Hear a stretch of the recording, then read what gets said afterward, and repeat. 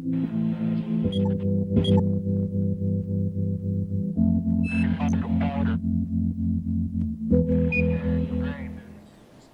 ناظرین، میں آپ کو پروگرام میں پھر خوش آمدید کہتا ہوں اور سلسلہ وہیں سے شروع کرتے ہیں۔ جی ڈاکٹر صاحب بتائیے کہ ایلوپیتھک ادویات کے ساتھ کیا نباتاتی ادویات لی جا سکتی ہیں؟ کوئی فرق پڑتا ہے یا پھر مضر اثرات ہوتے ہیں؟ نہیں، دو قسم سے، جیسے کہ اس سے پیشتر بھی میں تذکرہ کر چکا ہوں کہ ایک لابی دنیا کے اندر ایسی ہے جو کہ کہتی ہے کہ صاحب نباتیاتی ادویات اور جو ایلوپیتھک ادویات ہیں ان کو ایک ساتھ نہیں لینا چاہیے، کیونکہ وہ ایک دوسرے کے لیے ایک قسم کی رکاوٹ کا سبب بنتی ہیں۔ کس قسم کی رکاوٹ؟ مثال کے طور پر اگر آپ ایسی دوائی لیں گے جس میں بلڈ پریشر بڑھ رہا ہے، جی اچھا، اور اس کے ساتھ اگر آپ پھر کوئی ایک ہربل میڈیسن بھی لیتے ہیں، جی سمجھے، اور اگر وہ بلڈ پریشر کو جو ہے وہ کم کر رہی ہے تو پھر یہ کہاں جا کے معاملہ رکے گا؟ یوزلی کیا ہوتا ہے کہ بلڈ پریشر تو یقیناً بڑھتا رہے گا، وہ کم نہیں ہوگا اس کی ہربل میڈیسن لینے کی وجہ سے۔ تو اس قسم کے معاملات کے اندر تھوڑا سا احتیاط برتنا چاہیے کہ کہیں ایسا نہ ہو کہ وہ کہیں مل کے بسا اوقات یہ بھی کرتی ہے ادویات کہ وہ بلڈ پریشر کو اور مزید بڑھا دے گی بجائے کم کرنے کے، تو اس لحاظ سے اس کو منع کرتے ہیں۔ لیکن میں نے جیسا پہلے بھی کہا کہ جیسے ایک دمے کی مثال ہے، دمہ جو ہے اس میں جو ہے ایلوپیتھک ادویات ہی لی جاتی ہیں، لیکن اس کے ساتھ ایک آواز نکلتی ہے جس کو ہم کہتے ہیں ویزنگ وائس کہتے ہیں، کہ اس سے ایک آواز نکلتی ہے، تو اس میں جو ہے ہربل میڈیسن لی جا سکتی ہیں۔ لیکن جیسا کہ اس پیشتر آپ نے ایک بات کہی، اس کو میں تھوڑا سا کلیریفائی کروں کہ رجسٹریشن کا معاملہ پاکستان میں ادویات کا، نباتیاتی ادویات کا خاص طور سے یہ ہے کہ ابھی تک کوئی بھی رجسٹریشن کے قاعدے قانون مروج نہیں ہے، سوائے اس کے کہ جو ہے ہربل میڈیسن یا نباتیاتی ادویات جو ہے وہ اس کا ٹریڈ مارک رجسٹر ہوتا ہے۔ اچھا، اس سے ایک بہت بڑا نقصان ہے کہ جو ادویہ ساز ادارے ہیں، جو نباتیاتی ادویہ ساز ادارے ہیں، وہ اگر باہر اپنی ادویہ بھیجنا چاہتے ہیں تو ان کے لیے ایک مشکل پیش آتی ہے کہ چونکہ پاکستان میں تو کوئی رجسٹریشن آپ کی ہو نہیں رہی ہے، صرف آپ نے جو ہے ٹریڈ مارک رجسٹر کرا رکھا، تو لہٰذا باہر کے جو ممالک میں اس قسم کی ادویات کو پھر داخل دفتر نہیں کیا جا سکتا۔ اچھا، وہ کون سے ادارے ہیں جو ان کو دواؤں کو بناتے ہیں؟ کچھ آپ روشنی ڈالیں گے سلسلے میں؟ اچھا، پاکستان میں تو بہت سارے ادویہ ساز ادارے ہیں، مثال کے طور پر ہمدرد ہے، قرشی ہے، اجمل دواخانہ ہے، مرحبا دواخانہ ہے، مرکز دواخانہ ہے، نظامی دواخانہ،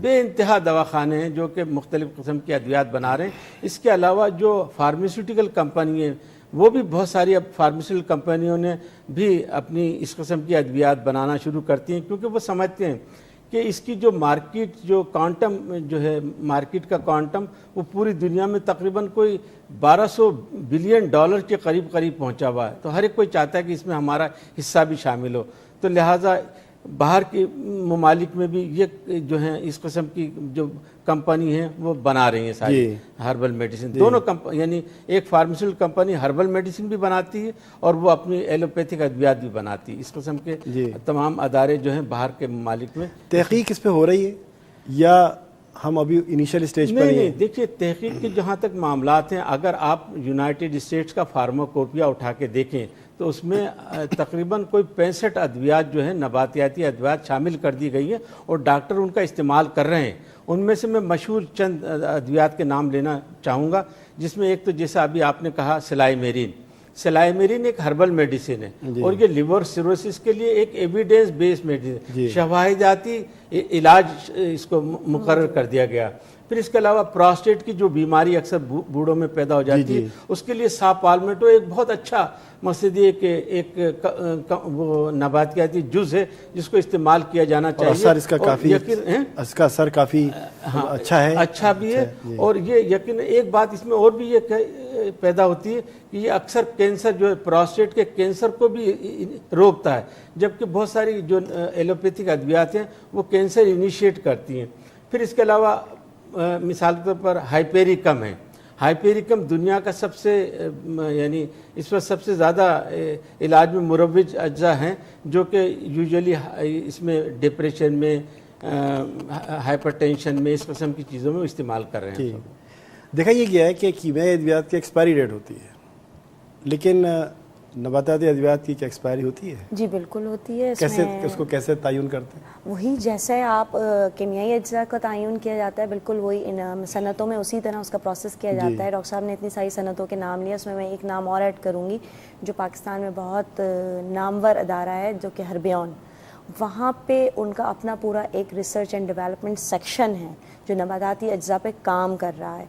उसके बाद उनका एक्सपोर्ट बहुत है जिससे पाकिस्तान को बहुत बेनिफिट है, और पाकिस्तान को तो बेनिफिट है ही है, और पूरे वर्ल्ड में उनकी जो है मार्केट हर्बल मेडिसिन पे जो है वो बहुत स्ट्रॉन्ग है। दूसरा, उसी इदारे से मुतल्लिक़ मैं एक चीज़ बात और कहूँगी कि उनके यहाँ प्रोसीजर जो इसकी मैंने तैयारी में जो मराहिल हैं वो बिल्कुल वही मराहिल हैं जो आपके कीमियाई अज्जा की तरह है। तैयारी में मराहिल हैं वही स्टोर वेयर हाउसेज़ हैं जहाँ पे रॉ मटेरियल को स्टोरेज कंडीशन को देखना है, फिर आपके प्रोसेसिंग एरियाज़ हैं, फिर आपके पास क्वालिटी कंट्रोल एरियाज़ हैं, फिर आपके पास स्टेबिलिटी स्टैंडर्ड्स हैं, फिर वो सारी चीज़ें फुलफ़िल करती हैं तो फिर फिनिश प्रोडक्ट मार्केट में आता है। और आपको पता है कि न्यू रिसर्च अब चाइना में अभी हम देख रहे हैं कि हर्बल के पेरेंट्रल्स भी अवेलेबल हैं, यानी कि जो इंजेक्शंस बनते हैं, सिर्फ आम तासुरियत है कि हर्बल जो है वो सिर्फ गोली या सिरप की सूरत में आप ले सकते हैं, शरबत की सूरत में। मैं आपको बताऊं कि चाइना में जो है वो इसका आपके पास जो है इंजेक्शन भी मौजूद है। तो आप सोच लीजिए कि कितनी इफेक्टिव नबाताती अद्वियात हैं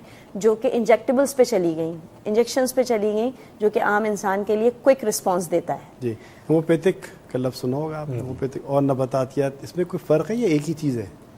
नहीं, देखिए, अगर हम इन तीनों यानी अद्वियात को देखें, सबसे पहले तो एलोपैथिक तो जो है वो यकीनन यानी नबातात के जुज़ को निकाल के भी बना यानी निकाला जाता है, या फिर जो नबातात का जो जुज़ होता है उसको ये तालीफ भी कर सकते हैं, सिंथेसाइज करते हैं।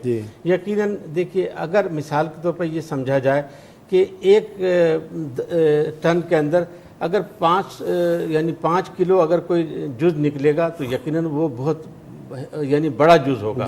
उसके मुकाबले में अगर हम देखें नबाताती अद्वियात को तो इनमें यकीनन जो कीमियाई जुज़ जो होता है वो बहुत कम होता है यानी एलोपैथिक मेडिसिन के मुकाबले में। और जो इनका होम्योपैथिक का मसला ऐसा है कि ये होता तो टिंक्चर ही है। अच्छा, टिंक्चर को अल्कोहल में पहले ये एक्सट्रैक्ट करते हैं, फिर उसके बाद ये डाइल्यूशन करते हैं, डाइल्यूशन करने के बाद उसकी पोटेंसी में तब्दील कर लेते हैं। तो उसकी समझ लीजिए कि जो बसा औकात तो एवागोड्रोज नंबर जो होता है 10⁻⁻27 से भी कम हो जाती है। तो यकीनन इसमें जुज़ बहुत ही इंतहाई कलील होता है, तो ये फ़र्क होता है। लेकिन जो अफादियत का मसला है, यकीनन जो एलोपैथिक ड्रग्स होती हैं वो बहुत ज़ूद असर होती हैं, बहुत जल्दी असर दिखाती हैं। उसके मुकाबले में जो नबातियाती अद्वियात होती हैं उनका असर धीरे धीरे मुरतब होता है, सबर आज़मा है। एलोपैथिक का मसला ऐसा है कि वो समझते ये हैं कि ये मॉलिक्यूलर लेवल पे शायद अगर कोई बीमारी सरायत कर गई है जिस्म में तो यकीनन उसके ऊपर ये इंटरेक्ट करके उसको फ़ायदा पहुंचाते हैं। लेकिन मेरा अपना अंदाज़ा है कि जैसे मिसाल के तौर पर बहुत से लोग इस्तेमाल करते हैं नज़ले ज़ुकाम में, नज़ले ज़ुकाम में होम्योपैथी का इलाज जो है वो आप अगर करें तो उससे फ़ायदा यकीनन पहुंचता है। और ये मेरे तजर्बे में भी ये बात आई है। डॉक्टर साहब, मैं जल्दी से एक और सवाल कर लूँ कि अभी पैकेज में आपने देखा कलौंजी, तो मैं चाहूँगा आप नाज़रीन को ज़रूर बताइए कलौंजी के फ़ायदे हैं या नुकसान ज़्यादा हैं? देखिए, कलौंजी के फ़ायदे भी हैं और नुकसान भी हैं। कलौंजी को अगर उस मकदार में लिया जाएगा जिस मकदार में जिस्म को फ़ायदा पहुँचे तो वो तो फिर बेहतर, यकीनन उससे अच्छे असरात मुरतब होते हैं। लेकिन बहुत से लोग ये करते हैं कि कलौंजी का तेल निकाल के 1-1, 2-2 चमचे रोज़ाना पिए चले जा रहे हैं। तो उससे क्या होता है कि कलौंजी जो होता है फिर मैदे में जाके जो एपिथेलियल लाइनिंग होती है उसको जो है ना वो तोड़ मरोड़ कर पेश करती है, खराश पैदा कर देती है और जिस्म से खून निकलने लगता है। तो अक्सर औकात जो है फिर बाद में जो है ना जिस्म से खून आना शुरू हो जाता है। तो इस किस्म की ज़रा चीज़ों से बचना चाहिए। यकीनन कलौंजी के लिए मुतालिक कहा जाता है कि ये हर चीज़ का इलाज है सिवाय मौत के, लेकिन इसका ये मतलब नहीं है कि उसको आप बहुत ज़्यादा तादाद में खाना शुरू कर दें बजाय वो फ़ायदा देने के आपको नुकसान पहुंचाए। इससे इज्तनाब करना चाहिए। बहुत बहुत शुक्रिया, आप तशरीफ़ लाए हमारे प्रोग्राम में, और आपका बहुत बहुत शुक्रिया मैडम कि आप तशरीफ़ लाई और बहुत मुफीद मशवरों से आपने हमें नवाजा और यकीनन नाज़रीन को भी पसंद आया। जी नाज़रीन, आपने सुना, कोशिश तो यही की है इस वक्त के साथ साथ कि हम ज़्यादा से ज़्यादा सवालात करें اور وہ ان سوالات کریں جو کہ ہمارے ذہنوں کو ڈسٹرب کرتے رہتے ہیں.